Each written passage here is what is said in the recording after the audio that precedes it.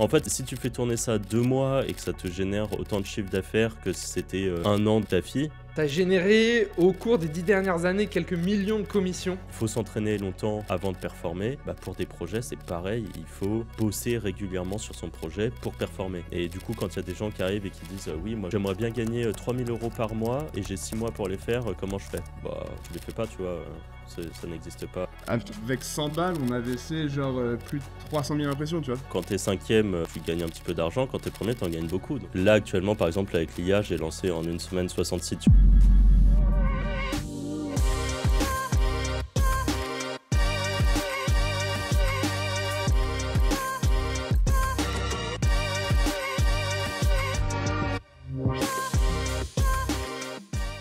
Bienvenue à tous. Aujourd'hui, on reçoit Franck que je vais présenter tout de suite. Pour ceux qui découvrent le podcast Position Zéro, c'est un podcast où on parle de SEO, de business en ligne et un petit peu de tout ce qui concerne le fabuleux monde d'Internet.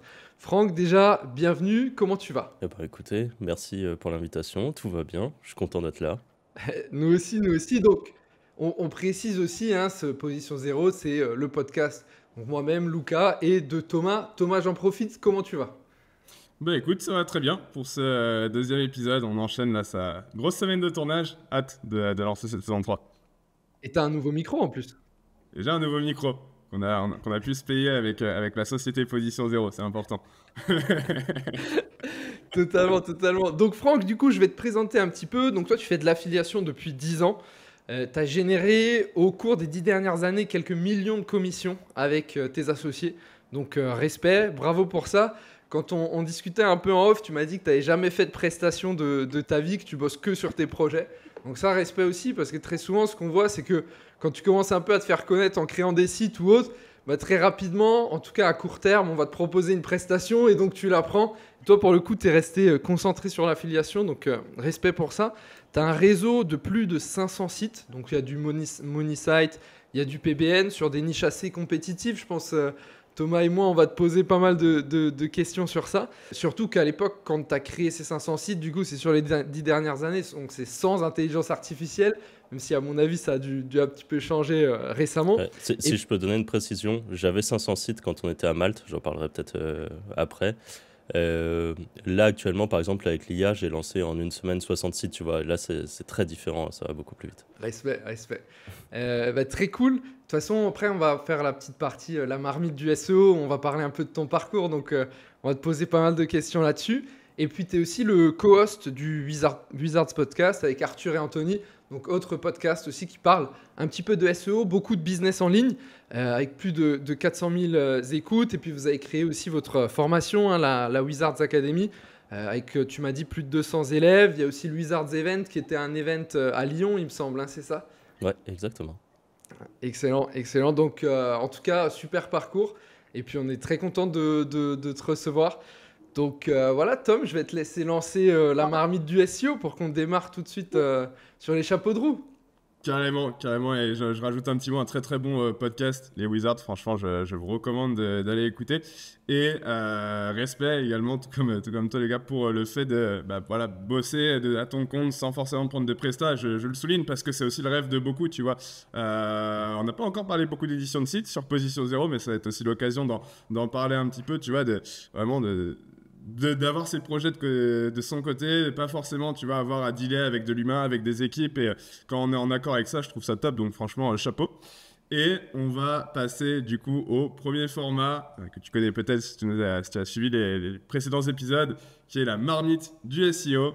Autrement dit, on va s'intéresser à comprendre comment et pourquoi tu es tombé dans la marmite du SEO, et surtout pourquoi aussi tu as décidé d'y rester.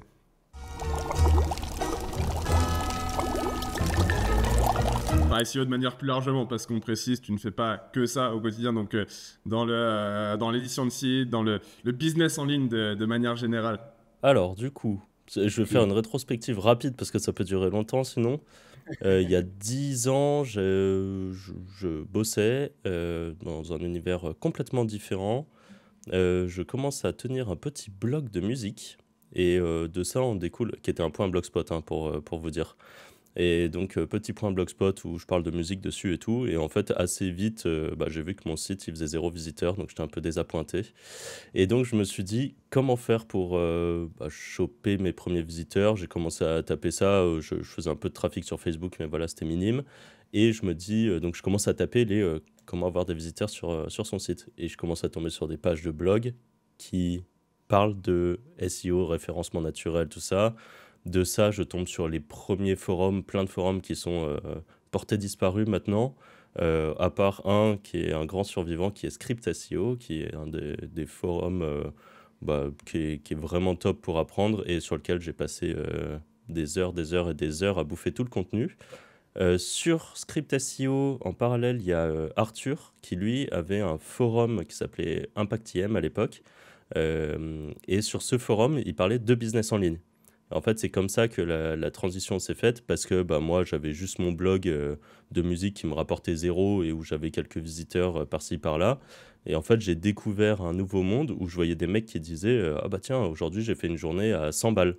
Je me disais quoi? Enfin, d'où ça vient et tout. Donc, j'ai fait la passerelle. Enfin, j'ai pas fait la passerelle. Je restais beaucoup sur Script SEO pour quand même apprendre le SEO.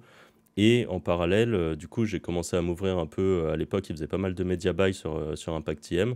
Donc, media buy, découverte de YouTube et comment tu pouvais avoir du trafic sur YouTube. Et surtout, la partie monétisation qui était celle qui me manquait complètement. Euh, pour la suite, en gros, j'ai beaucoup participé sur ImpactIM. On s'est bien entendu. On est allé au SEO Camp de Nantes de 2012 ou 2013 peut-être. Donc 2013, on était au SEO Camp. On se rencontre en vrai avec du coup Arthur, qui était le fondateur de ImpactIM, Anthony, qui était modérateur sur le forum, Jordan, qui était également un des modérateurs, et Romain, qui était l'administrateur CTO qui avait fait le forum. Et en fait, et d'autres potes, donc, enfin d'autres potes, d'autres personnes qui sont des potes aujourd'hui, mais qui étaient des connaissances d'Internet à la base. Donc on ne se connaissait absolument pas. On se retrouve pour le SEO Camp. On s'était pris des hôtels ensemble. Donc on a passé la journée ensemble à se rencontrer dans la vraie vie. On s'est super bien entendu. Ça, c'était l'été où je ne sais plus à quelle date était le SEO Camp. Mais en gros, moi, j'avais repris des études dans le domaine qui m'intéressait du coup, qui était digital, on va dire, au sens assez large. Et donc pendant cette période, j'avais fait une première année, enfin j'avais fait tout un schmilblick pour pouvoir passer directement d'un bac à une licence, parce que du coup j'avais travaillé entre-temps, et je sais pas si vous voyez, mais on peut faire des validations d'acquis professionnels là. Et donc j'avais fait ça, j'avais pu rentrer dans une licence digitale qui m'avait accepté parce qu'en fait j'étais intéressé, que j'avais déjà un blog et tout, comparé à pas mal de gens qui débarquaient comme ça et qui n'étaient pas spécialement plus intéressés. Et donc j'ai fait cette école en sachant qu'à l'école, même si j'apprenais des trucs, franchement j'apprenais pas grand-chose parce que je les connaissais déjà de tout ce que j'apprenais moi de mon côté en autodidacte. Je commence un master et en fait en parallèle, il y a Arthur et Jordan qui, eux, partent à Malte pour monter une première boîte et qui nous disent à Romain, Anthony et moi, les gars, si ça vous dit, on monte un gros truc et tout. Parce qu'en fait, on faisait déjà tous, du coup, de l'argent via de l'affiliation, mais chacun de notre côté. Et on s'est dit, ce serait ouf qu'à un moment, on se mette tous ensemble et on puisse faire un truc qui cartonne. Donc, on cogite là-dessus. Jordan et Arthur partent. Anto décide de pas venir, même si on est resté du coup en très bon contact, comme on peut le voir, parce qu'il est avec nous dans le podcast maintenant, dans le Wizard Podcast. Et du coup, avec Romain, qui faisait également des études de développeur, et moi qui entamais un master e-business, en gros. En gros, j'ai fait 3 mois d'école, et je me suis dit, mais en fait, je vais me barrer à Malte, j'apprendrai plus de choses à aller monter une boîte là-bas que... Donc voilà, et donc j'ai rejoint Arthur et Jordan, et avec Romain, on est parti. On s'était vu 2 fois en vrai dans la vraie vie, même si on discutait beaucoup en ligne, et on a monté notre boîte à Malte. Boîte 100% affiliation, comme je l'ai dit, j'ai jamais... Enfin, aucun de nous d'ailleurs voulait faire de la presta. En fait, vu qu'on savait faire des sous avec de l'affiliation, on s'est dit, il faut jamais qu'on tombe dans ce truc de devoir vendre notre temps pour quelqu'un. Et donc, on a fait des très beaux projets sur les niches bankable, hein. Si on est à Malte, vous vous doutez de ce qu'on a pu faire. Euh, voilà, donc ça a grossi. On était 4 associés du coup. La première année, bah, on a fait une année de gens qui bossent, quoi, pas trop de week-ends. On construit nos projets, on fait du media buy, on construit du SEO en même temps sur nos sites d'affiliation. On commence à recruter, on monte à, je sais plus si on était entre 10 et 15, en nous comptant nous les associés, comptant les un ou deux stagiaires, et puis après c'était des employés CDI, quoi. Parce que bah, du coup, on a internalisé de la rédaction, on a internalisé des... En fait, vu qu'on avait énormément de sites, comme je disais au début, on avait quasiment 500 sites à notre pic pour bah, un mix de monnaie sites et de sites de PBN. Bah, évidemment, il fallait de la rédaction, il n'y avait pas d'IA à l'époque, donc en fait, on avait plein de rédacteurs offshore, majoritairement à Madagascar. Et du coup, on a recruté, nous, en interne, des managers qui manageaient les personnes qui étaient à Mada. Notre CTO nous avait fait plein de dashboards avec les rédacteurs pouvaient rédiger directement sur notre dashboard. Ça vérifiait le plagiat. À l'époque, il n'y avait pas de gestion de sémantique parce qu'aujourd'hui, sinon, on aurait intégré ce genre de truc. Mais voilà, et donc ça intégrait majoritairement du plagiat. Ça pushait en auto sur nos réseaux et tout ça. On avait une personne aussi qui faisait du netlinking directement en interne. Et sinon, en fait, on avait majoritairement des rédacteurs ou des gestionnaires de sites quoi, qui mettaient à jour les WordPress, qui prévoyaient du contenu, parfois on leur donnait des projets complets. On disait, bah, par exemple, là, on veut attaquer telle niche. Et ben, de A à Z, tu nous prévois tout le contenu qu'il faut faire, la structure du site et tout ça. Et après, eux, en interne, ils construisaient tout ça, quoi. Donc ça, c'est la période de Malte. Et est-ce que dans la marmite du SEO, vous voulez que j'aille plus loin ou c'est déjà bien pour voir comment je suis tombé dedans? Bah, Ah, tu peux c'est comme continuer un peu. tu continues, hein, nous, Oh, ça nous vas-y. intéresse. Bah, dans ce cas-là, je continue. Donc ça a été la période de Malte. À la base, on s'était fixé 2 ans pour, en gros, faire le plus de sous possible, trouver un CEO, le mettre à la tête de la boîte et vivre paisiblement après. La réalité, c'est qu'on n'a jamais pu trouver de CEO comme on voulait. On a, bah, en gros, au bout de... En fait, on s'était dit 2 ans parce que on avait nos copines qui n'étaient pas forcément très contentes qu'on soit à Malte et tout ça. Donc, il faut faire la part des choses entre business et perso. Et donc, ces 2 ans se sont quand même transformés en 4 ans. Parce qu'évidemment, quand tu gagnes pas mal de sous, bah, t'as pas envie de partir. Donc voilà, donc on a continué. Et au bout de 4 ans, on a décidé de mettre les projets de côté. Enfin, et chacun partir un peu de nos côtés. Parce qu'en plus, en 4 ans, à faire que de l'affiliation et à se fracasser là-dessus, on avait tous un peu des ambitions qui commençaient à changer. Je pense à Jordan, qui peut-être ça parlera à certains, mais Jordan Braco, on l'a vu beaucoup en pub sur YouTube. Il vend des formations Make Money. Arthur voulait partir faire du streaming de jeux vidéo. Parce qu'en fait, à côté de ça, on était très gros joueurs de jeux vidéo. Et donc, on voulait faire Enfin, Arthur voulait faire du streaming de jeux vidéo, vivre de ça. Lui, il est parti faire ça pendant quasiment 2 ans. Euh, Romain et moi, nous, on aimait bien continuer à faire de l'affiliation, donc on a juste continué chacun de notre côté, même si aujourd'hui, moi, je suis re-associé à Romain sur notre très très gros projet du moment. Donc voilà, et on reste tous très potes. En fait, c'est une boîte qui s'est arrêtée alors qu'elle fonctionnait bien. C'est le genre de truc qui a étonné beaucoup de personnes, parce que enfin, on a coupé des sites on a littéralement mis sur pause des sites qui faisaient 20 ou 30 000 balles par mois, quoi. Et en fait, il y a plein de gens qui ont du mal à comprendre ce genre de choses. Et ce qui peut paraître bizarre, mais c'est juste qu'on avait d'autres ambitions. Donc voilà, et aujourd'hui, bah, en fait, au fil du temps, moi, j'ai continué l'affiliation, le SEO, majoritairement affiliation en SEO. J'ai un peu mis de côté le media buy. Et j'ai continué de mon côté avec des projets qui se construisent parfois avec des associés, parfois non. Et au fil de l'eau, en fait, on a discuté énormément. En fait, on en parlait en off tout à l'heure, mais je suis à Lyon. Arthur, Anto est à Lyon. On a tout un réseau de potes, tous dans le biz et tout. Et donc, on fait plein de soirées ensemble où, évidemment, on n'arrive pas à s'empêcher de parler business, quoi. Et, euh, et Arthur disait, ce serait cool quand même qu'on fasse un podcast notamment avec Anto, parce que Anto et cette face un peu plus black hat que nous, on n'a pas. Et on voulait faire un truc qui regroupe, qui parle de techniques un peu poussées, trucs un peu borderline parfois et tout ça, qu'on voulait expliquer enfin, pouvoir en discuter en podcast, un peu comme si on en discutait entre potes pendant nos soirées, sauf que là, c'est enregistré. Et voilà, c'est comme ça qu'est né le Wizard Podcast, sans forcément avoir d'objectif au bout. Et puis en fait, assez rapidement, ça a pris, ça a créé une communauté. Du coup, on nous demandait une formation, on a créé la formation. On s'est dit que ce serait cool de se voir en vrai. Du coup, on a créé le Wizard Event.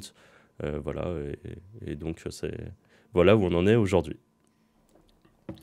T'es allé vers ce que tu voulais, c'est le principal. Ouais. C'est comment de vivre à Malte pendant 4 ans? Écoute, moi, j'ai beaucoup aimé. Je sais que, par exemple, tu poses la même question à Arthur, les retours seront différents. Lui, à la fin, il en avait vraiment marre. Moi, la vie maltaise, j'aime beaucoup parce que c'est une vie qui est extrêmement simple. Déjà, j'enlève toute la partie fiscalité et administratif qui est beaucoup plus simplifiée qu'en France. T'as pas trop à te casser la tête. On passait pas Enfin, aujourd'hui, vous le savez, quand vous avez des boîtes, parfois vous passez du temps à juste gérer de l'administratif. Et c'est triste parce qu'on n'est pas des gens faits pour faire de l'administratif. Nous, notre zone de génie, comme on dit, c'est faire du SEO ou de l'affiliation ou trouver des deals ou faire du media buy ou des trucs comme ça. C'est pas d'aller se casser la tête à remplir des papiers. En fait, à Malte, c'est simple. C'est tout con, mais par exemple, quand moi je suis rentré en France de Malte, encore une fois, j'avais, on va dire que j'avais des sous sur mon compte sans trop de soucis, quoi. Et quand j'ai cherché un appart, j'avais l'impression qu'on me prenait vraiment pour un clochard, quoi. Et il y en a, je leur disais, mais je peux vous payer 1 an d'appart one shot si vous voulez. Enfin, moi, je m'en fous, je veux juste avoir un toit. Et en fait, on était trop maltraités. À Malte, quand on est arrivé, on avait 23 ou 24 ans, nos petites têtes d'enfants et tout, on débarque comme ça, on se prenait des grands apparts qui faisaient 150 mètres carrés vue mer. Le mec, il te disait, donc en anglais, mais il te disait en gros, vous pouvez payer. Tu dis oui, il dit ok, signe ici. Et voilà, fini.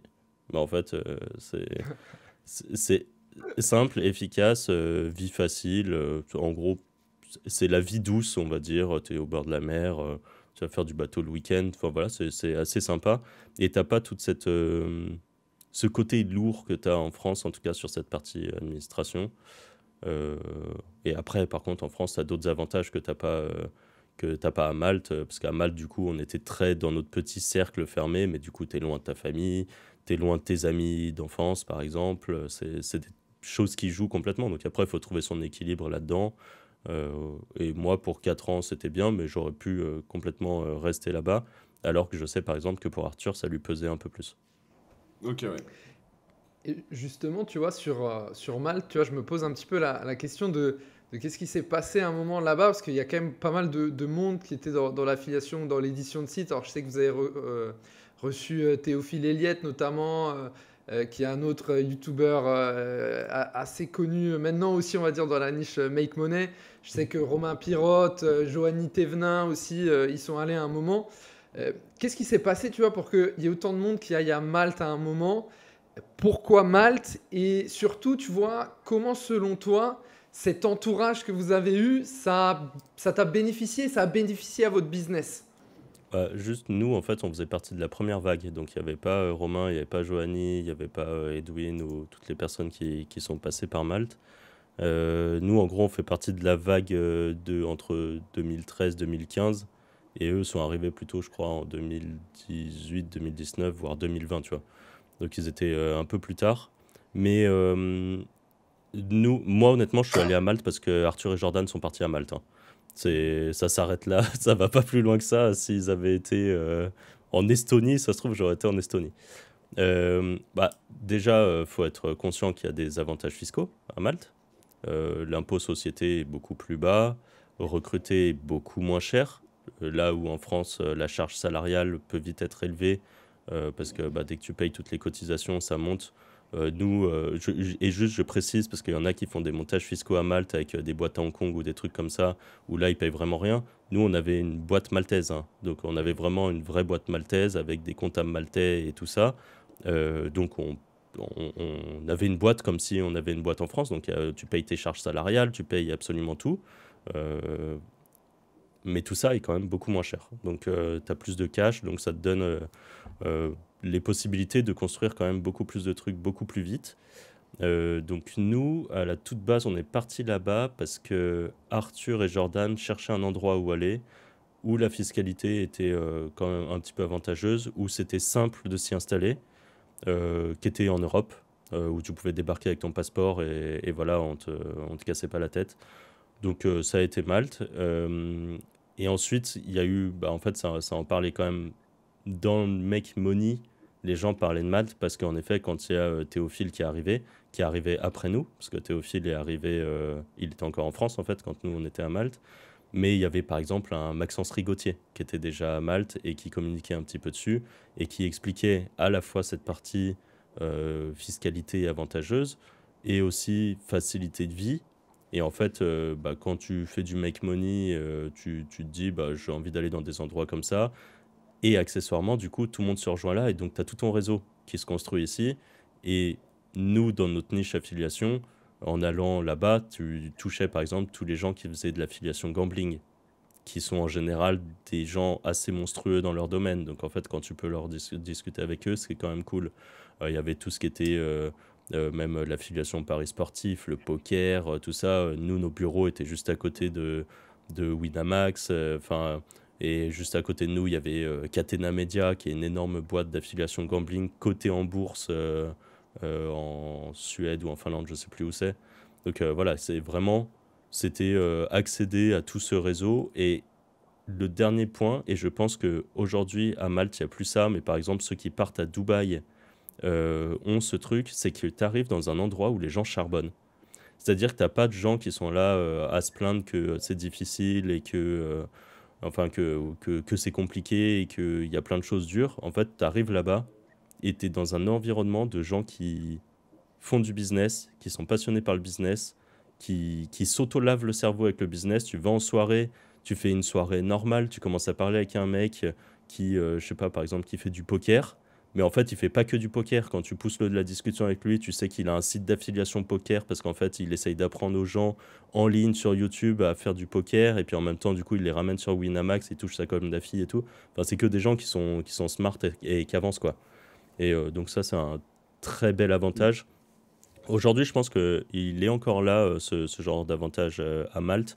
Mais il y a plein d'autres endroits. Par exemple, je pense en Thaïlande, à Chiang Mai, il y a un énorme réseau d'entrepreneurs. Après Dubaï évidemment, mais par contre Dubaï faut accrocher à ce type de ville parce que voilà c'est quand même très différent. Mais c'est des villes, enfin c'est des pays avec au sein du pays des villes vraiment où il y a par exemple plein de digital nomades. Je pense à Chiang Mai. Donc si ou même à Bali par exemple, à Bali il y a plein de digital nomades dans certaines villes. Malte, tu vas à Sliema, tu parles à une personne sur trois, elle fait de l'affiliation ou elle bosse dans le gambling ou qu'importe quoi. Donc voilà, c'est une autre. C'est très différent de nous, ce qu'on peut vivre en France par exemple. Hyper intéressant. Eh ben, écoute, merci beaucoup pour toute cette présentation. Je pense que nos auditeurs ont plein d'infos sur toi, c'est top. Et je te propose qu'on passe tout de suite au second format. Sauf si Lucas, tu avais une autre question. Sinon, je te laisse introduire le format qui suit.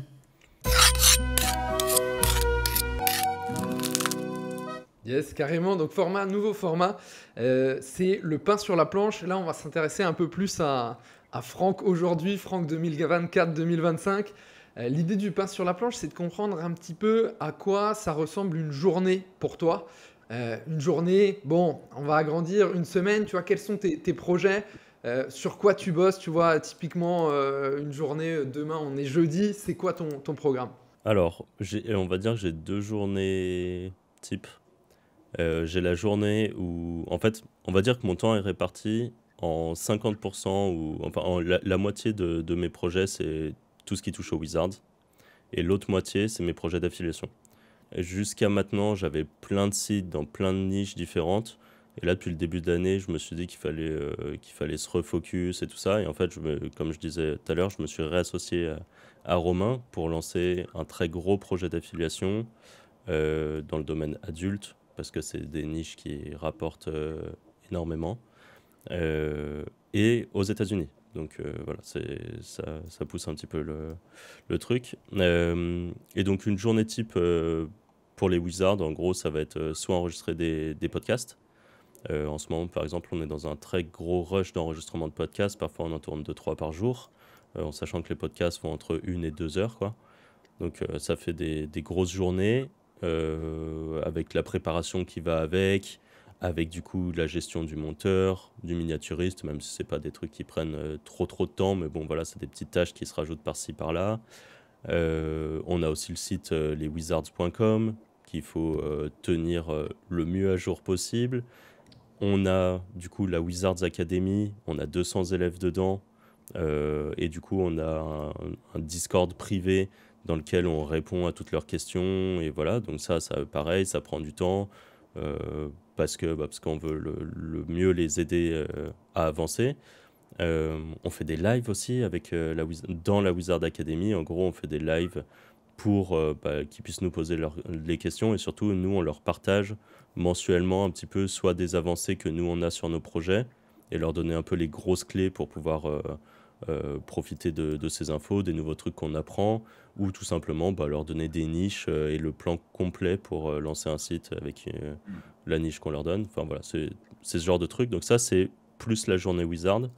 Et ma journée affiliation, du coup, ça va être plutôt une journée où je vais gérer le PBN, construire des sites pour le PBN par exemple, donc ça c'est plus pour la partie netlinking, ou acheter des liens, même si je dois avouer que j'en achète beaucoup moins actuellement parce que j'ai eu un peu des désillusions au fil allez, peut-être les 5 dernières années. Malheureusement, quand tu achètes des liens et que quand tu les passes dans un SEO Observer, tu vois que tes liens que tu as achetés il y a 2-3 ans, la moitié, ils n'existent plus, ils sont soit désindexés, soit le lien il est plus là, soit le site est mort. Donc je me suis dit autant avoir la main sur le PBN, et du coup avec Romain on a construit ça, il m'a fait plein d'automatisation et tout, donc ça c'est l'avantage. Si j'avais dû le faire à la main tout seul, j'aurais pu le faire, c'est juste que ça aurait été beaucoup plus long. Donc voilà, donc après c'est gérer les contenus avec les outils IA, c'est mettre à jour le money site, vraiment le gros money site, et par exemple faire en sorte d'avoir du trafic externe, qui pour moi est un des points essentiels du SEO aujourd'hui. Trafic externe slash recherche de marque. Et voilà, donc ça c'est une journée d'affiliation, c'est ça. Et on va dire que de temps en temps, je gère mes petits sites de vente de liens. Donc quand il y a quand on me commande des articles et tout, bon bah je crée l'article, je le mets en ligne, et voilà. Mais ça représente même pas 5% de mon temps, je pense. Donc aujourd'hui, le gros de tes revenus est surtout sur la partie affiliation, j'imagine. Je me doute Ouais. aussi que vous monétisez le contenu et les formations que vous faites sur Wizard. Comment du coup tu répartis ton temps entre ce qui va vraiment être source de rémunération pour toi et ce qui aussi est un média de long terme qui va grandir et qui va aussi peut-être générer par la suite beaucoup plus aussi. Comment tu gères le temps que tu attribues à chaque tâche? Bah, en fait, pour le projet d'affiliation, j'y passe le plus de temps possible, mais les wizards, c'est aussi la partie kiff.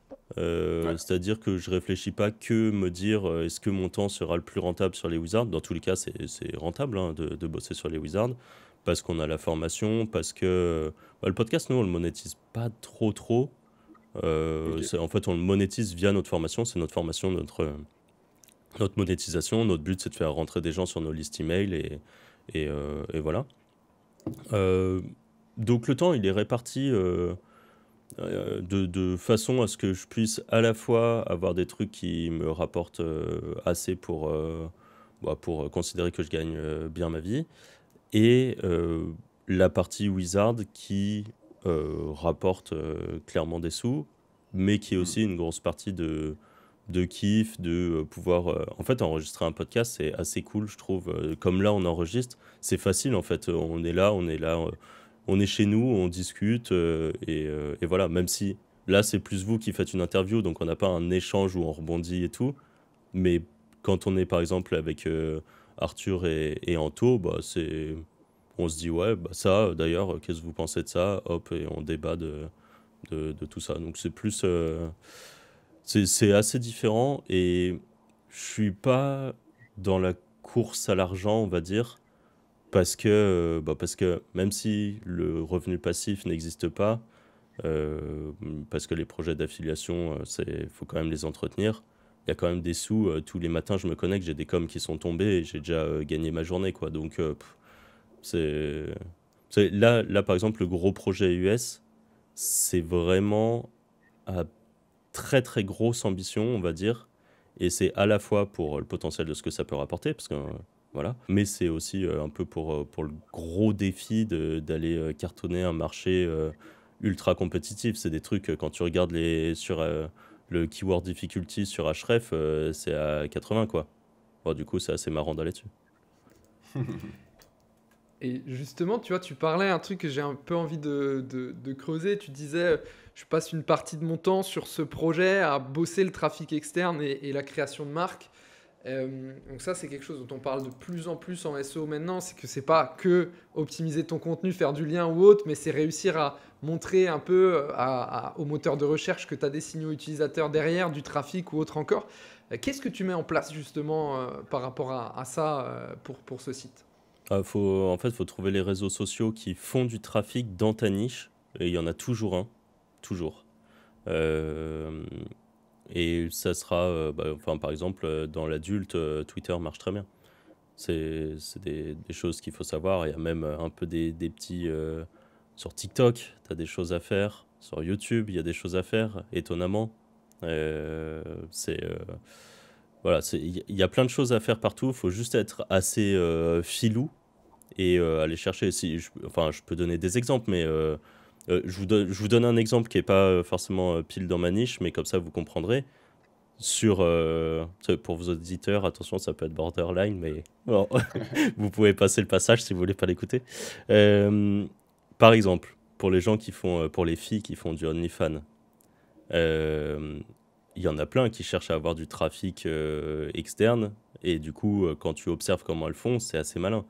Et du coup, pour OnlyFans, il y en a, ce qu'elles font, c'est que sur YouTube, elles font des compilations, enfin, elles font des vidéos où elles font du yoga, mais du yoga, évidemment, dans des tenues qui potentiellement peuvent donner envie à des mecs d'aller savoir ce qui se passe derrière. C'est des vidéos qui font des millions de vues. Euh, Ça passe sur YouTube, elles se font pas bannir. Bon, bah, toi, quand tu fais des sites d'affiliation adultes, tu peux t'inspirer de ce genre de choses, par exemple.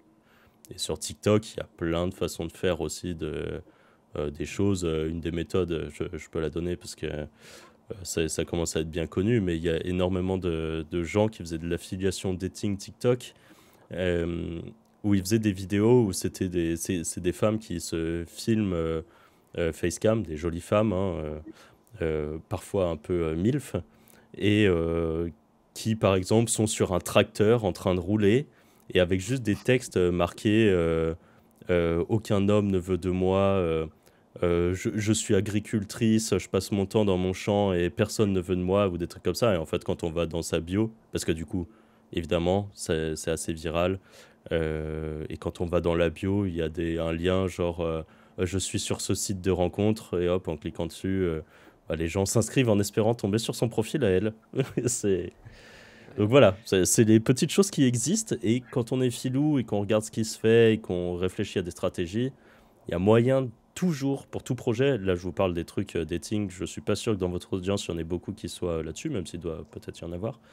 Mais en gros, quand il y a des gens qui me disent oui, mais moi j'ai un site de bricolage, c'est impossible d'avoir du trafic externe, c'est complètement faux. Par exemple, la niche du bricolage sur TikTok, c'est une méga niche. Des gens juste qui retapent des trucs et avec un lien. En fait, faut juste se dire que c'est possible de le faire, regarder ce qui fonctionne et lancer quelque chose. Et ça marche dans absolument toutes les niches, sans exception. Moi, j'avais, tu vois, typiquement un site, un client, c'était dans le secteur de l'emploi. Et en fait, ce qui marchait de dingue pour générer du trafic, mais c'était un truc tout con, c'était de partager sur des groupes Facebook, quoi. Donc Ouais. eux, ils faisaient partie de dizaines de groupes Facebook et dès qu'il y avait une nouvelle offre, ils la partageaient. Et en fait, tu avais direct un pic de trafic qui leur permettait derrière aussi de bien se positionner en SEO et derrière d'avoir du trafic sur les deux, quoi. Donc comme quoi, tu vois, tu sais, tu te dis Facebook, il se passe plus rien, c'est un Oh, vieux mais truc. sous-côté Facebook. Ouais. Ah ouais, Sous-côté. non, mais De fou. Puis des fois, tu vois des vidéos, de plus en plus, je tombe sur, même sur Insta, tu sais, t'as la vidéo où t'as deux capsules. T'as la première, c'est une vidéo d'un chat qui va faire un truc marrant et tout. Tu swipes et direct, bah boum, c'est un produit qu'on te vend, tu vois. Ou une Ouais. vidéo qui commence un peu où ça attache le scroll et boum, après le gars te vend ton truc. Donc c'est capter le trafic par l'attention et je trouve que c'est vraiment filou et smart sur certaines niches. Je sais pas si vous avez vu exactement ce que tu dis, Thomas. Il y a un Leclerc, je sais pas où, qui profite exactement de ce Oui, truc ouais, je vois de quoi tu parles, et, bouton, et il est trop truc. fort. Ouais, c'est ça. En fait, il prend par exemple le début d'une vidéo à buzz et C'est trop juste bien. après, ça coupe et ça fait une transition avec lui et il dit dans le Leclerc, vous pouvez acheter Ouais, tel ouais, truc et tout. Et en fait, ça ouais, buzz de fou et c'est trop smart ce qu'il fait. trop Et bien. ça moi, je l'ai vu par exemple dans des gens qui sont sur la niche du. Mince, comment ça s'appelle? Un peu du focus et de digital détox et dopamine détox même. C'est plus dopamine Mm. détox, donc cette niche qui est une niche qui est grossissante. Et où par exemple le début, le hook, que ce soit sur Ouais, TikTok ou en Reels, c'est par exemple le début d'une vidéo à buzz, donc les gens là qui jettent, je sais pas moi, des gros cailloux depuis un barrage ou des trucs comme ça. Donc mm. tu regardes le caillou qui tombe et en fait juste avant que ça fasse Ouais, l'impact, ça change et ça dit ouais là tu te fais laver le cerveau. c'est ça. Et donc là il part sur son discours anti-dopamine Rejoins ce et projet avant qu'il ne soit trop tard. ouais voilà c'est un peu ça. Ok, il y a tellement de choses à faire, c'est De fou. fou. Trop bien, trop stylé. Eh ben, écoute, je te propose de passer au troisième format, qui est moi mon format préféré personnellement.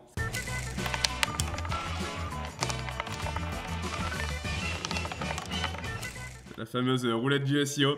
Donc, comme on l'a dit hier dans le premier épisode qu'on a enregistré, c'est un peu différent du physique parce que tu sais, les 2 premières saisons, on les a tournées dans un studio à Paris. Là, la saison 3, Ouais, il on est fallait piocher la en, question. en full digital, c'est ça. Allez piocher la question. Mais parce qu'effectivement, on n'a pas de système de tirage au sort en place. Enfin, je crois qu'il en existe, mais bon, on s'est dit que ce serait plus simple logistiquement de faire ça. Donc, on a nos questions à te poser. Et d'ailleurs, il y en a une qu'on n'a pas trop l'habitude d'avoir sur Position Zero. C'est quelle est ta dernière expérience Black Hat en SEO? Ouais, Toi alors, ou Arthur, ou est-ce que vous avez vécu, pas forcément toi, en équipe, c'est ok. quelque chose que tu pourrais nous dire qui pourrait être pertinent? Parce que, alors pour le coup, moi je fais très très peu de Black Hat. Je pense que je suis le moins Black Hat des compères. Mais malgré tout, je ne sais pas si on peut le considérer là-dedans, mais tout ce qui est parasite, SEO, pour moi c'est du Black Hat. Et il y a des façons plus ou moins sombres de le faire. Il y a la version parasite où juste on achète des articles avec objectif de les positionner. Mais Mm. après, moi de ce que je vois actuellement qui fonctionne très très bien, c'est parasiter des sites sur lesquels on pourrait écrire du contenu. Et je pense à un qui a été bien détruit. J'ai plus le nom exact. Mais en gros, il y a une université au Canada qui, pour les anciens élèves, permettait d'avoir un blog. Je ne sais pas si vous voyez, mais un blog. Je crois que HEC le faisait par exemple, où tu pouvais créer ton Ok. blog sur HEC en France ou des trucs comme ça.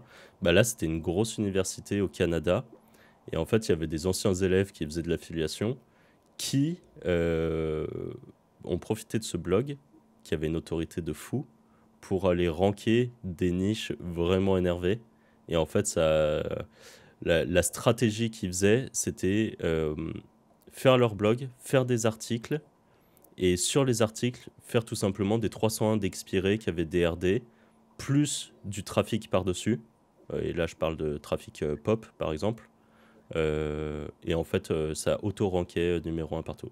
Énorme. Du coup, il y a deux, trois trucs, je pense, qu'il faut qu'on précise un peu pour l'audience. Alors, Parasite SEO, l'idée, hein, c'est que tu vas essayer de ranker pas avec ton site, mais tu vas piquer un peu, entre guillemets, le site de quelqu'un d'autre et derrière, tu vas mettre ton lien d'affiliation. Et est-ce que tu veux parler un peu du trafic pop, si c'est quelque chose que tu utilises un peu et comment tu l'utilises? Ouais, bah, le trafic pop, c'est une stratégie très à la mode actuellement, mais tu as des plateformes sur lesquelles tu peux acheter du trafic, euh, comment on appelle ça? Pop under. Enfin, c'est les onglets qui s'ouvrent et que tu fermes en général. Euh, Ça coûte pas cher. Pour en acheter 1000, ça coûte vraiment pas cher, quoi. Du coup, ça envoie énormément de trafic. C'est à double tranchant, parce qu'en général, les sites qu'on met sous Traffic Pop, ils deviennent un peu sous perfusion du pop, mais par contre, c'est ouf, tu as des trucs qui sont en position 7, tu les fais passer premier instantanément, par exemple. Par contre, dès que tu coupes le trafic, bah, soit il retombe septième dans le meilleur des cas, soit il repasse page 2, par exemple. Donc, voilà, c'est à double tranchant, mais sur des niches qui peuvent être très rentables, c'est parfois intéressant de laisser tourner le trafic en permanence parce que ça te permet de rester dans parfois top 1 et parfois top 2, top 3 et largement rentabiliser le trafic que tu envoies. Donc voilà, ça marche plutôt bien. Et selon toi, est-ce que tu as vu, je sais pas, puisque tu as eu l'occasion d'en faire, est-ce que tu as vu des sites qui se sont fait patcher d'un coup, mais hein, moi et- j'en fais, ouais. Ouais, Ah oui, ouais, j'en fais très sur les niches qui rapportent. Bah, quand t'es cinquième, tu gagnes un petit peu d'argent. Quand t'es premier, t'en gagnes beaucoup. Donc, ouais. moi, j'ai Et plein de sites qui étaient. comment tu monitores le truc entre, bah, du coup, je continue de mettre, est-ce que ça te... J'imagine qu'il doit y avoir un bénéfice hyper intéressant, donc il y a des niches où, comme tu dis, tu coupes jamais. Est-ce que, par exemple, tu as vu le cas inverse où vraiment tu arrêtes d'investir et tu repars au fin fond de la page 2 et c'est beaucoup plus dur de regagner des positions que de créer un nouveau contenu from Ouais, scratch et ouais, d'en prendre? ça m'est déjà arrivé et c'est extrêmement dur de repartir. Honnêtement, ça Ouais. peut te tuer. En fait, il faut se dire que t'envoies quand même énormément de signaux utilisateurs bien éclatés, hein. Mm. C'est des pages pop-under, les gens n'interagissent pas avec la page à part la fermer la plupart du temps. Donc c'est juste que tu as énormément de trafic qui arrive sur une page. Donc je pense qu'aux yeux de Google, il doit se dire, vu qu'il traque tout par les navigateurs, il doit se dire peut-être qu'il y a un buzz sur cette page. Donc en fait, ça fait monter les mots-clés. Mais vraiment, ça fait monter tous les mots-clés liés à la page. Donc aussi bien les longues traînes que les mots-clés principaux. C'est assez puissant. Mais par contre, si tu coupes, la plupart du temps, c'est pas ouf. Donc c'est vraiment... Et c'est pour ça que je ne recommande à personne de faire ça chez des clients. Parce que ça, c'est cool quand tu es sur tes projets d'affi, que tu encaisses, que tu te dis, je suis prêt à prendre ce risque et peut-être que mon site, je vais le tuer. Mais si le temps... En fait, si tu fais tourner ça 2 mois et que ça te génère autant de chiffre d'affaires que si c'était un an d'affi, bon, bah, tu te dis, est-ce que j'essaye pas de le faire tourner pendant 4-5 mois et encaisser au max, quoi. Et toi, tu le fais sur les money sites ou Ouais, sur le réseau? non, money site, direct. Money site, ouais. Ouais, Mm. mais pareil, hein, c'est à prendre avec des pincettes. C'est parce que moi, j'ai ce côté où je suis prêt à tuer des projets sans avoir peur de ça, et il y en a où ça tient très bien depuis... En fait, nous, ça fait longtemps qu'on connaît... Aujourd'hui, tout le monde en parle, mais nous, ça fait quelques temps quand même qu'on en profite dans notre petite sphère de potes. Euh, et voilà, ça fonctionne bien. Ça fonctionne bien. Je pense que ça a été découvert grâce aux gens qui faisaient du Discover. Et pour faire du Discover, des gens avaient compris qu'il fallait avoir du trafic externe. Mais si tu n'avais pas de réseaux sociaux, c'était dur d'avoir du trafic externe. Donc je pense que les gens ont commencé à acheter du pop under et à voir que le pop faisait à la fois apparaître dans Discover, mais étonnamment, les pages de recherche classiques, bah, ça montait aussi. Et je pense que c'est pour ce genre de cas que les gens se sont rendus compte que bah, ça fonctionnait bien. C'est vrai que c'est quelque chose que tu vois aujourd'hui, même tu vois, en dehors de la technique un peu black hat de passer avec du trafic pop. Quand tu quand as un article qui part viral ou n'importe quoi, en fait, tu vois derrière que tout ton site il commence à mieux ranker, tu vois. Ah Et ouais, pourtant, t'as rien fait, t'as pas acheté de lien, t'as le même contenu qu'avant, mais c'est juste que d'un coup, tu commences à mieux te positionner.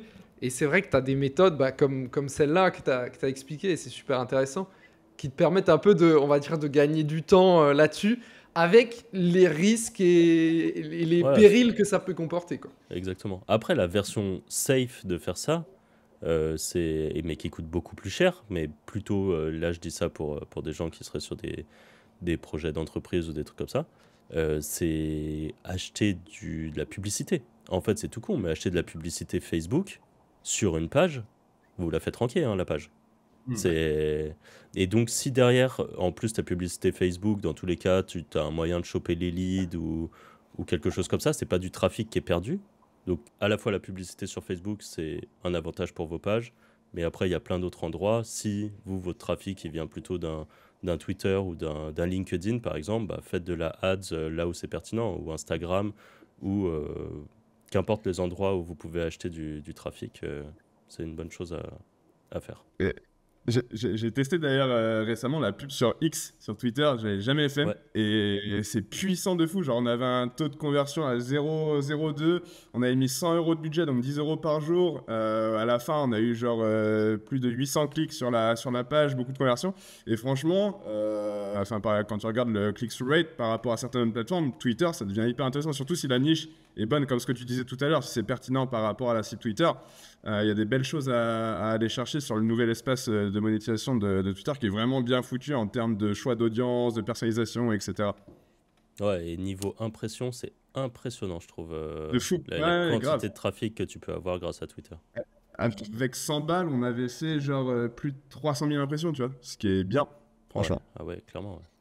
Voilà pour la petite aparté. On va enchaîner sur la troisième question deuxième question de la roulette qui est quels sont toi tes gros objectifs SEO ou pas sur 2025, sur l'année à venir? Ah, c'est le site dont je parlais au début. Niche adulte, États-Unis, et je dis États-Unis, mais c'est worldwide. Euh, vraiment, ça c'est l'objectif principal. Donc, c'est vraiment full focus là-dessus. Tous mes autres projets d'affiliation sont mis de côté. Je les Ok, laisse tourner comme ça. Et c'est full focus là-dessus. Et c'est vraiment essayer de faire. En gros, tous les jours, je me dis comment je peux faire pour avoir plus de trafic, qu'importe d'où il vient. C'est comment je peux faire pour avoir plus de trafic. Et ça va être chercher des nouveaux réseaux sociaux, trouver des angles sur les réseaux sociaux pour réussir à générer du trafic. Évidemment en SEO, parce que là je vous parle du trafic externe, mais évidemment en SEO, c'est construire le PBN et ou faire du netlinking. Moi je suis plutôt adepte du ninja linking, j'aime bien. Euh, ou l'achat de liens et du coup trouver les bons spots, les trucs vraiment qui seront carrés. Donc il y a ça. Euh, Construire toute la brand sur YouTube, construire toute la brand en général. Et en fait, ça, c'est l'objectif. En gros, le premier objectif du projet, c'était que les gens cherchent sur Google le nom du site. Et en fait, là, l'objectif est plutôt réussi parce que 50% de notre trafic, aujourd'hui, le site est vraiment en phase, il a 6 mois. Il est vraiment en phase de croissance. Il fait 200 visiteurs jour sur la Search Console. 100 visiteurs, c'est la marque. Donc ok, voilà. ouais. Le but, c'est vraiment, ça c'est l'objectif numéro un, c'est que les gens cherchent notre marque. Et c'est ouf parce que là, par exemple, il y a quelques jours, du jour au lendemain, ça a débloqué des pages complètement. C'est vraiment, on voit un peu cet effet sandbox et que parfois il y a des trucs qui se débloquent. Et il y a une page qui rankait quasiment pas, qui était pourtant crawlée régulièrement. Bon, on n'a pas push de lien dessus pour le moment. Et du jour au lendemain, il y a des dizaines et des dizaines de mots-clés qui sont débloqués, qui sont sortis de zéro et qui ont pop dans le top 20. Donc Ok, ouais. maintenant, c'est plus qu'un travail d'amélioration et de linking et de trafic envoyé dessus. Et voilà. Et du coup, qu'est-ce qui a boosté un peu cette marque, justement? Trafic réseaux sociaux. C'est vraiment trafic réseaux sociaux et YouTube. Et en incitant, en fait, il n'y a pas le lien. Les liens sont rarement mis. C'est plutôt, j'incite les gens à dire, vous pouvez en savoir plus, en gros, euh, en allant sur le site Bidule. Et en fait, j'ai même plusieurs comptes avec des gens qui s'auto-répondent ou des trucs comme ça, et à la fin qui disent, ah bah moi j'ai trouvé la réponse là-dessus, quoi. Encore une fois, c'est des techniques un peu filouterie, mais ça fonctionne. Trop bien. Ma question, pour le coup, moi, c'était plutôt par rapport à ton expérience sur la partie netlinking, vu que tu as parlé juste avant que tu étais un adepte du Ninja. J'imagine que tu as dû tester plein de trucs. Là, si aujourd'hui, je te dis trois choix. Ninja Linking, plateforme de lien avec lien médiocre entre 100 et 200 balles, et lien très quali, qui a déjà du trafic, qui est déjà positionné, qui a déjà des mots-clés, etc., sur un budget plus élevé. Bon, j'imagine, tu peux aussi très bien dire je répartis, mais si tu devais en choisir un, par exemple, où c'est que tu irais en premier? Si j'ai budget illimité, je prendrais lien, Ouais. gros trafic. Si j'ai pas budget illimité, voire que j'ai pas envie de dépenser mes sous là-dedans et que je préfère les dépenser en contenu, le Ninja Linking c'est sous-coté, c'est pareil. Moi, j'ai commencé le netlinking avec le ninja linking. Donc, il y a 10 ans, je faisais du ninja linking. Aujourd'hui, j'en fais toujours. Et pendant toute cette période au milieu où c'était pas du tout à la mode et où les gens disaient un lien sur un forum, ça ne pousse pas, bon, c'était des énormes conneries. Moi, j'avais poussé des niches très énervées, notamment le CBD, uniquement en ninja linking. Donc, Et parce que, tu parce passes par que, une par plateforme exemple, en particulier pour ça? pardon, pour le Tu ninja passes par une linking, plateforme en particulier, tu le fais toi-même, ouais. moi, je l'ai beaucoup fait moi-même et après, j'avais des équipes qui étaient formées à mes process. J'avais notamment deux offshore qui bossaient à faire du ninja linking là-dessus et Très qui clair. connaissaient en gros, ils avaient ma stratégie, ils faisaient exactement pareil et ça fonctionne quoi. C'est ouf. Peut-être préciser pour les auditeurs, un ninja linking, c'était à placer des liens sur des forums dans notre niche pertinent et renvoyer sur les bonnes angles. Franchement, comme tu dis, sous-côté, moi je l'ai pas mal testé aussi avec Live Mentor sur certains mots-clés et c'est pépite. On a même tenté nous-mêmes de créer un forum. Il doit faire genre 2K de trafic par mois, c'est pas fou. Mais c'est intéressant aussi pour pousser d'autres pages depuis notre blog via le forum Live Mentor. Ah ouais, clairement. Ouais, Donc, mais même de cas de trafic, c'est suffisant pour que ça ait un impact, je trouve. Parce qu'en fait, quand on fait du ninja linking, faut pas se dire le but c'est d'aller chercher des gros TF, des gros CF, du trafic. En fait, c'est juste se dire que ça sera un endroit. En fait, Google aime bien les forums, donc c'est très souvent crawlé. Et donc, en trouvant des forums dans la thématique ou thématique connexe, je reprends l'exemple du CBD, mais dans le CBD, tu peux très bien aller faire des liens sur un site de CrossFit parce que tu vas faire un truc genre quels sont les bien sûr. compléments alimentaires que vous prenez, enfin un article, un post, les compléments alimentaires que vous prenez pour le CrossFit et parmi les réponses, quelqu'un cite le CBD et parmi sa stack de compléments et que ça fonctionne bien et évidemment bah, y a un lien vers notre site qu'on veut pousser et ça fonctionne. Et tu mets uniquement ton site que tu veux pousser ou tu dilues un peu avec des articles ou Mon site. Ouais. Enfin mon site, tu peux diluer un peu, tu peux, franchement si tu veux pas prendre de risques. Après il y a des stratégies filouterie un peu pour aller poser du lien ninja, notamment la plus connue, c'est juste de répondre et revenir quelques temps après et de modifier son message et là de rajouter le lien. Ce qui fait que la modération sera déjà passée, il y a des réponses après, donc les gens font moins attention et en fait tu as ton lien qui apparaît là dans une phrase bien optimisée. Donc voilà, ça c'est les petites techniques qui existent. C'en est une parmi tant d'autres d'ailleurs. Stylé, Très stylé. intéressant. Bah, du coup, on va te poser la dernière question de la roulette, je pense. C'est comment tu utilises l'IA, intelligence artificielle, en SEO 2024-2025? Moi, c'est contenu IA aujourd'hui, majoritairement. C'est mon utilisation de l'IA que je fais le plus. Je sais qu'Arthur, par exemple, m'a filé des GPT qui font plein de trucs, calculer les KGR, faire des cocons directement avec GPT et tout. Moi, j'avoue que j'utilise pas trop ce genre de trucs. C'est très pratique, mais en fait, moi, c'est juste la partie contenu, soit pour faire du volume avec des one-click qui sortent du contenu retapé vite fait et voilà.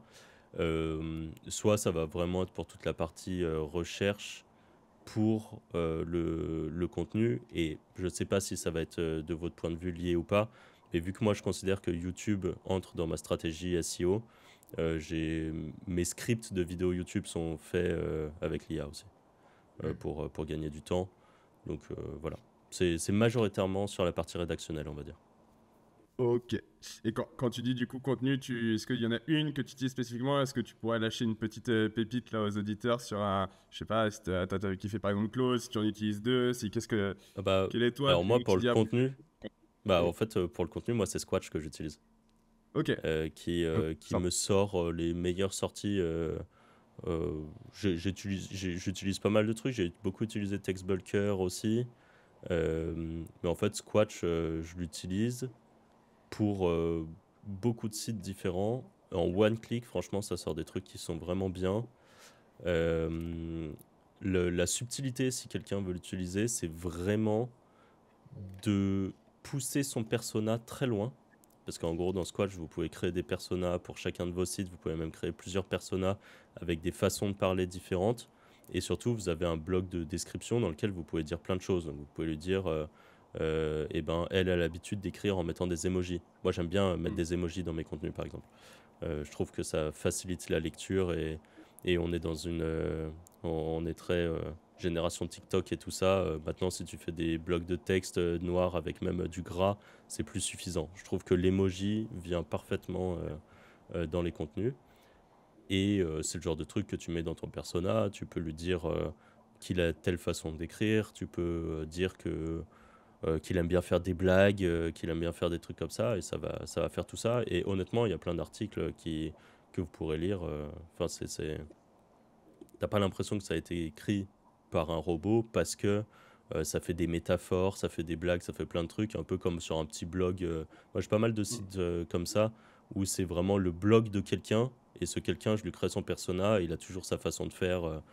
Par exemple, j'ai un blog d'immobilier où le mec écrit de façon très sarcastique parce que ça fait 30 ans qu'il fait de la gestion patrimoine et qu'il en peut plus des gens et qu'il a toujours les mêmes questions. Bah ça, je l'ai mis dans mon persona et parfois ça me sort des dingueries par rapport à ça et ça me fait trop rire quoi. Et ça marche parce que bah, c'est vraiment t'as l'impression que c'est écrit par un humain quoi.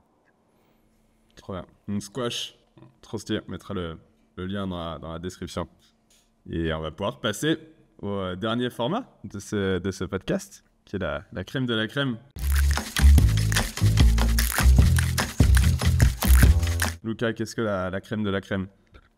Eh bien, la crème de la crème, c'est des questions sur la spécialité de Franck. Donc là, la spécialité, ça va être affiliation, business en ligne, peut-être quelques gouttes de SEO sur le chemin, tu vois, mais essentiellement affiliation, business en ligne.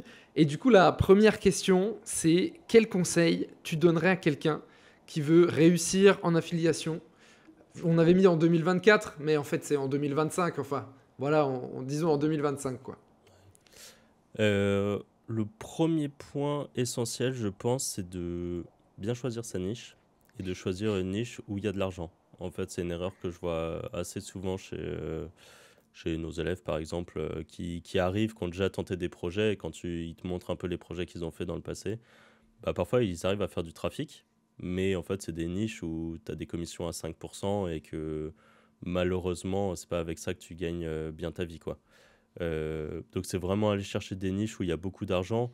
Je vais donner un exemple parce qu'il y en a plein des exemples, mais bon, il y a les plus connus, hein, tout ce qui est adulte, dating, Nutra un peu hardcore et tout ça. Bon, tout ça c'est des trucs connus, ça fait des sous quoi. Euh, Tout ce qui est jeu d'argent, évidemment, ça fait des sous. Mais après, par exemple, il y a une niche qui est arrivée, qui est l'IA.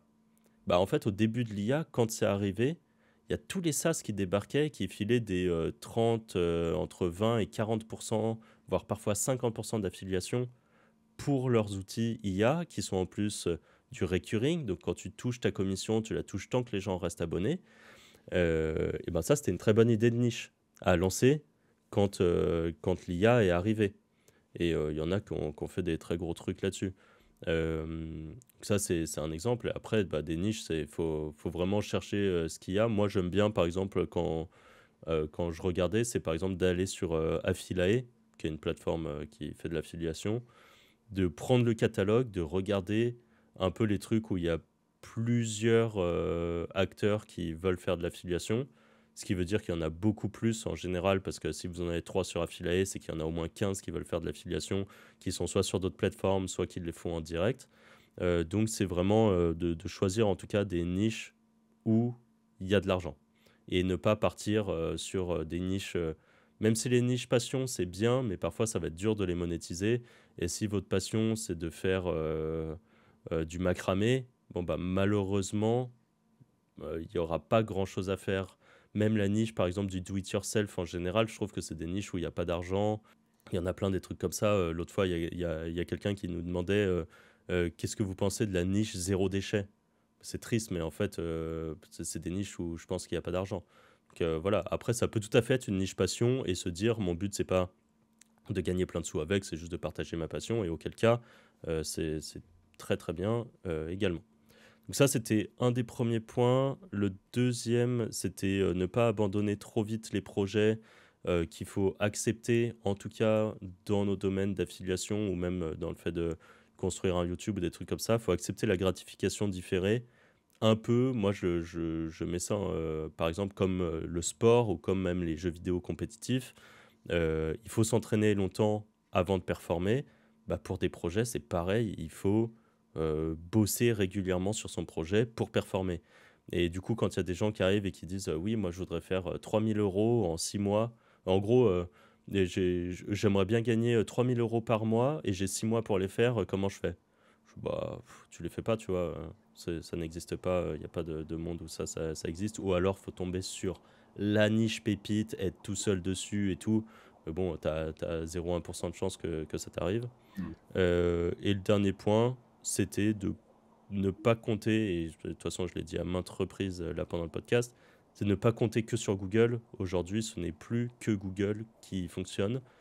C'est Google et le SEO et d'autres leviers d'acquisition autour.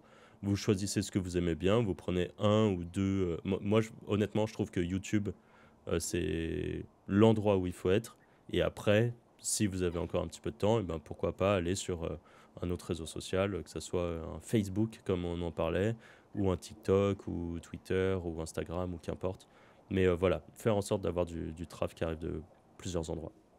Et pourquoi tu recommandes YouTube? Tu vois, qu'est-ce qui fait un peu l'unicité de YouTube pour que tu te dises c'est l'endroit où il faut être aujourd'hui? Honnêtement, c'est en fait, vu qu'il y a une barrière à l'entrée, qui est soit celle de se montrer, mais vous pouvez faire du YouTube sans vous montrer. Je pense notamment par exemple à la chaîne AH Fiscalité, où il a percé sur la niche fiscalité sans jamais montrer son visage. Juste parce qu'il partage de la très bonne valeur, donc les gens suivent. En fait, il faut juste se dire que si vous avez des choses à partager qui sont intéressantes, YouTube, ça fait du trafic, ça fait de la recherche. C'est un petit moteur de recherche, hein, dans tous les cas, YouTube. Et surtout, il y a un côté où les gens vont s'attacher. En gros, s'ils sont passionnés de votre niche, qui s'abonnent à vous, après, ils peuvent s'attacher à vous. Et donc, ça fait vraiment quelque chose de régulier. Et en fait, le vrai problème, c'est ce truc de la barrière à l'entrée qui fait qu'au moins, ça filtre les gens qui sont prêts à venir faire du YouTube. Et YouTube, au début, c'est ingrat, parce qu'au début, vous faites des vidéos qui vont durer 10 minutes et vous faites pas de vues. Et ça, c'est hyper ingrat. Mais en fait, au bout de... Moi, j'ai l'impression qu'au bout de... Et ça va être long, hein, mais si vraiment vous n'avez pas de chance, il va falloir 20 ou 30 vidéos avant que ça perce. Et par percer, j'entends avoir quelques centaines, voire quelques milliers. Mais après, c'est exponentiel. Plus vous grossissez, plus vous avez le potentiel de grossir vite. Et donc, YouTube, pour moi, c'est vraiment... Je pense que pour un business, aujourd'hui, c'est indispensable, en fait. J'ai une petite question là sur les niches, que ça peut en intéresser certains. Bon, tu as parlé des niches un peu classiques qui fonctionnent, hein, jeux d'argent, adultes, nutrition, etc. etc. Est-ce que tu pourrais nous donner ton top 5 des niches un peu sous-cotées qui fonctionnent aujourd'hui en 2005? Tu as cité l'IA, par exemple. Est-ce que tu pourrais en citer Ouais. 4 autres, par exemple? Ah, c'est dur à dire comme ça, mais tu vois, je vais te donner des niches que je vois, parce qu'en fait, des niches, j'en vois tous les jours. En fait, enfin, moi, je me promène dans la rue et je vois des niches, en gros. Mais par exemple, quand il y a eu le début, des gens qui avaient des sum-up, vous voyez, ces petits TPE, Ouais, bien sûr. Hmm. les petits trucs, bah, en fait, quand sum-up s'est sorti, il y en a eu des concurrents. Et en fait, là, il y en a qui sont placés sur les meilleurs TPE, Ouais. alors qu'avant, les TPE, c'était des trucs de banque, en fait. Il n'y avait pas ce genre de truc. Bah, quand ça s'est sorti, c'est une niche. Et faire un comparateur de TPE, c'était une niche qui potentiellement pouvait rapporter pas mal.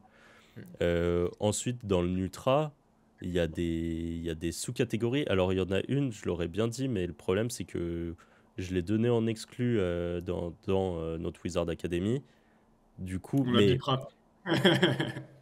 c'est vrai, si vous la bipez, bon, quoique, ce serait dommage pour les gens qui nous écoutent, non, mais je vais essayer d'en trouver une autre. Mais il y a des nouveaux compléments alimentaires, par exemple, qui sortent et qui sont très trendy et qui peuvent devenir une niche. Je ne sais pas si ça a percé ou pas, mais par exemple, vous avez entendu cette polémique, là, il y avait un truc qui s'appelait Sniffy, qui était une espèce de poudre qui se sniffait, Oui, qui se oui, oui. vendait Ça me au semblait dans tabac. Bon, bah moi, ouais, et j'ai tout, vu ouais. ça, je me suis dit, ah ouais, ça, c'est une niche de fou, en fait. Ouais. Aujourd'hui, je sais pas si ça a marché ou pas, mais clairement, c'est une niche. Ouais. Il y en a une Euh, sur les champignons aussi. Tu parlais eh ben, des trucs, j'allais les t'en cafés parler. aux C'est champignons, les celle que machins, j'allais les... dire maintenant. Voilà, c'est ça. Ok, T'as tout ce qui est champignons. C'est une nouvelle trend qui arrive. Donc, ouais.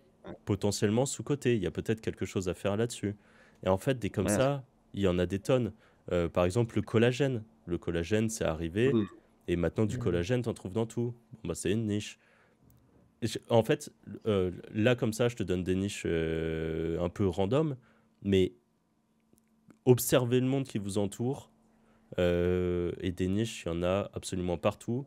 Regardez quand vous allez à la pharmacie, les gros trucs avec des encarts en rouge marqués nouveaux produits et tout ça. Et en fait, potentiellement, c'est une niche. Regardez à la Ouais. télévision et potentiellement, moi je regarde pas la télé, mais quand tu regardes un peu la télé, je sais pas, je vais chez ma mère et que la télé est allumée et que je vois les pubs, bon bah pour moi c'est des niches qui défilent en fait.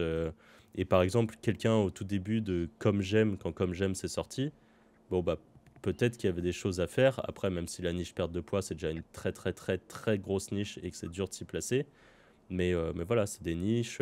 Il y a par exemple dans l'adulte, parce qu'on parle de l'adulte, mais dans l'adulte, il y a des sous-niches par exemple. Il y a des gens qui ont certains fantasmes.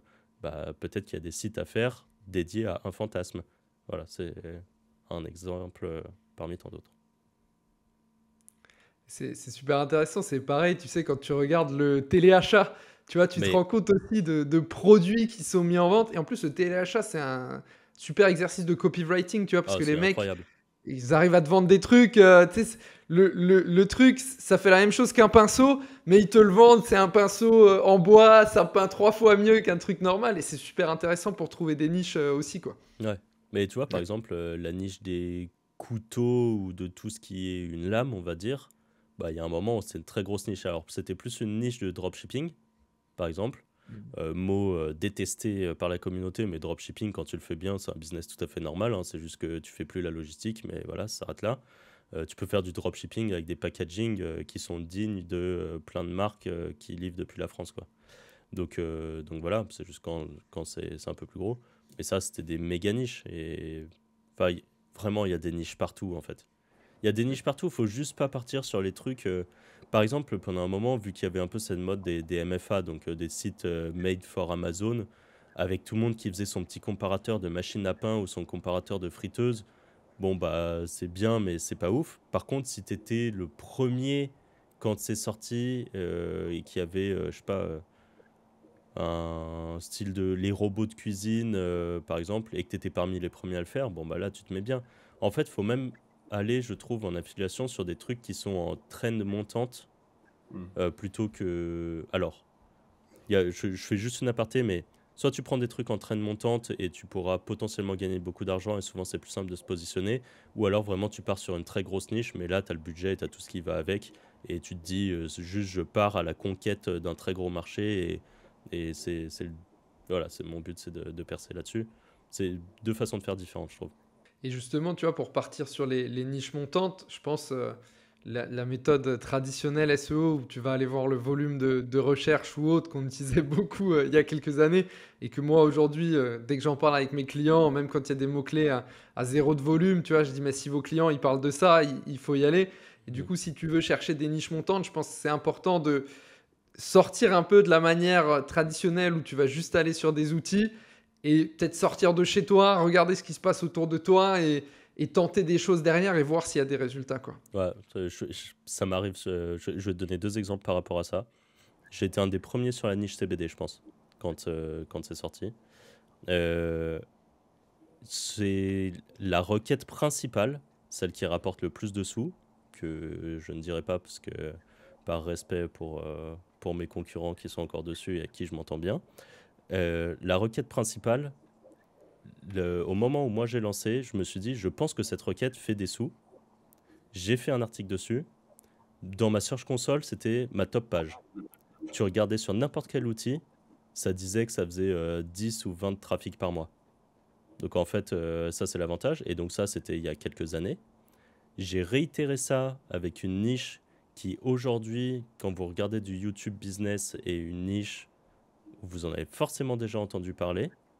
Et ben, moi, j'ai des pages sur ce sujet-là que j'ai lancées et qui, encore aujourd'hui, annoncent trafic de la page, genre 50 visiteurs par mois. Je fais des pics à 1000 par jour. Hmm. Donc voilà, les outils sont à l'ouest en fait. Et les outils sont juste au bout de quelques mois, voire années. Donc vraiment, et pour prendre la niche du CBD, honnêtement, ils ont mis 3 ans avant d'être dans les clous.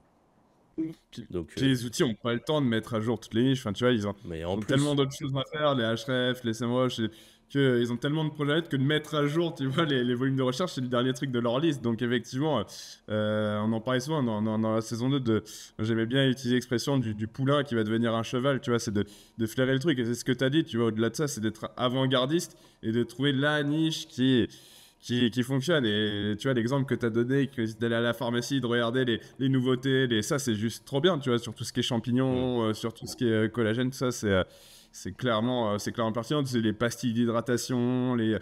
il y en a des tonnes, tu vois. Et c'est clair que c'est pertinent. Ou tous les trucs de focus, là, c'est un peu à la mode. Et quand il y a des examens pour les étudiants, il y en a plein des trucs qui se vendent là-dessus, quoi. Des pilules qui vont faire que tu es mieux concentré. Bon, bah, ça se vend comme des petits pains.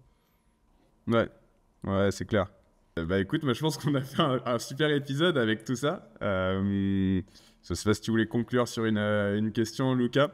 Ouais, bah, on peut un petit peu poser. On avait une petite dernière question dans la crème de la crème. Ouais. Et je pense que c'est pas mal pour conclure. C'est pour toi aujourd'hui. D'ailleurs, on avait encore deux questions, mais je sais pas si on va avoir le temps. On va essayer. Pour toi, déjà, quels sont les meilleurs business en ligne à lancer en 2025? Pour moi, il y a affiliation, mais évidemment, je suis dedans, donc je vais pas dire que c'est pas bien. Pourquoi?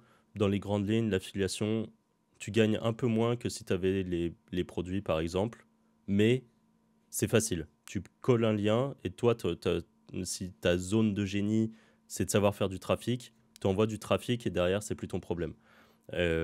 Évidemment, tu fais en sorte d'avoir des partenaires qui savent convertir, qui ont des bons sites et tout ça, hein. Donc, l'avantage, c'est d'avoir, enfin, l'objectif, c'est d'avoir plusieurs partenaires, de les tester et de trouver lequel te rapportera le plus. Donc, l'affiliation, pour moi, c'est toujours très bien. La vente de liens reste un très bon business, accessible, même pour les plus débutants, je trouve. C'est même un bon moyen, je trouve, de faire un peu ses armes, comprendre les tools de recherche de mots-clés, de trucs comme ça. Bon, voilà, ça peut être un bon moyen de commencer à faire. Et après, il y en a plusieurs, en fait. C'est juste, par exemple, je pourrais dire le dropshipping en SEO, ça marche très bien. Pareil, pour faire ses armes, c'est cool.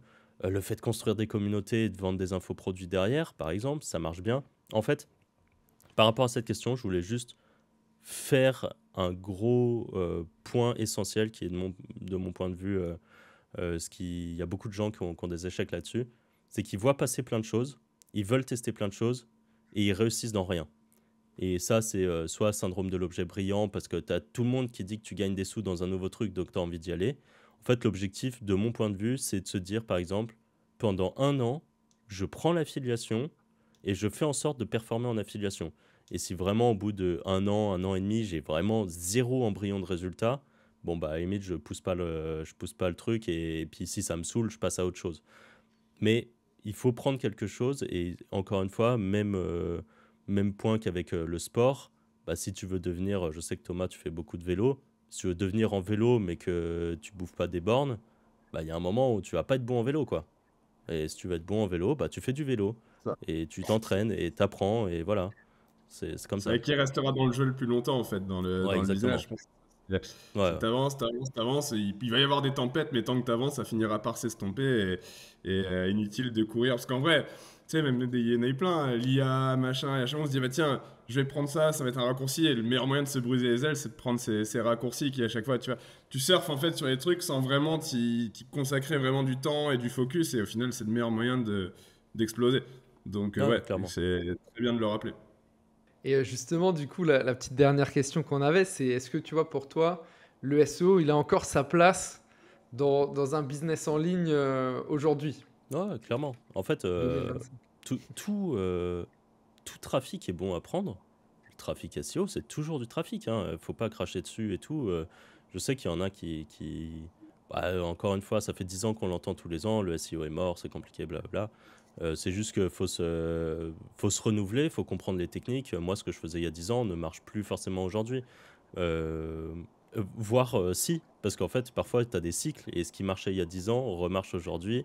Ce qui marchait très bien il y a 5 ans marche moins bien aujourd'hui, et ainsi de suite. Donc, il faut savoir se tenir à jour, se renouveler. Mais le SEO, c'est toujours un très bon levier d'acquisition de trafic, de gens qui sont intéressés, qui ont recherché quelque chose. Donc, s'ils tombent sur ta page, en général, tu peux facilement les convertir, en tout cas sur un lead magnet, pour les faire entrer dans ta base email. Mais justement, c'est ce que je voulais dire, c'est que le SEO doit être un moyen de faire rentrer des gens chez toi par une porte, et après, il faut que tu trouves un moyen de les garder.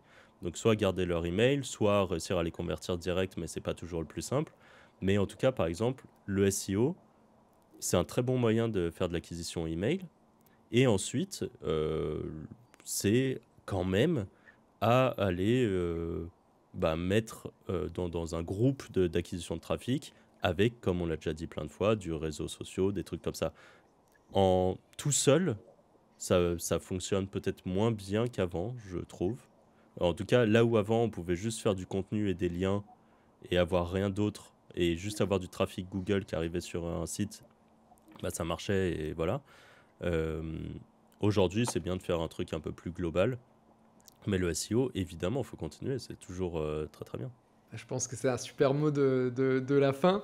Merci Merci. Franck d'être venu. Merci à vous. C'était top. Super podcast. Tom, je sais pas ce que tu en as pensé, mais je pense que tu as bien kiffé aussi. Ouais, trop bien. Enfin, tellement de trucs à aborder, ça pourrait durer encore des heures. Malheureusement, on a tous des choses à faire. Mais franchement, merci beaucoup d'être venu sur ce podcast. Je trouve que ça apporte aussi une nouvelle différence. Parce qu'on n'avait pas trop parlé des sujets auparavant, affiliation, nouvelle niche et un peu trafic hors SEO aussi. Parce que c'est vrai que les épisodes étaient très focus SEO. Donc merci d'avoir apporté aussi ce nouveau regard. Et une fois de plus, les gars, on est un podcast, mais allez voir les Wizard Podcasts, parce que je trouve que c'est vraiment ouf ce qu'ils font. Les sujets sont hyper intéressants et ça se mange super bien. Donc bravo pour ça. Et je sais pas si tu as un petit mot pour la fin à dire à nos auditeurs ou autres. Le mot est à toi. Ouais, bon, écoutez, déjà un grand merci pour l'invitation. Ça fait plaisir. Je vous écoute aussi. Et donc, c'est top de passer ici. Voilà. Et pour les auditeurs, n'attendez pas trop. Lancez des projets, entraînez-vous. Et même s'il y a des échecs, dites-vous que c'est un apprentissage pour réussir à la fin sur un projet que vous aurez. Merci Ouais, à mais tous écoute, et à très vite. Ciao. salut!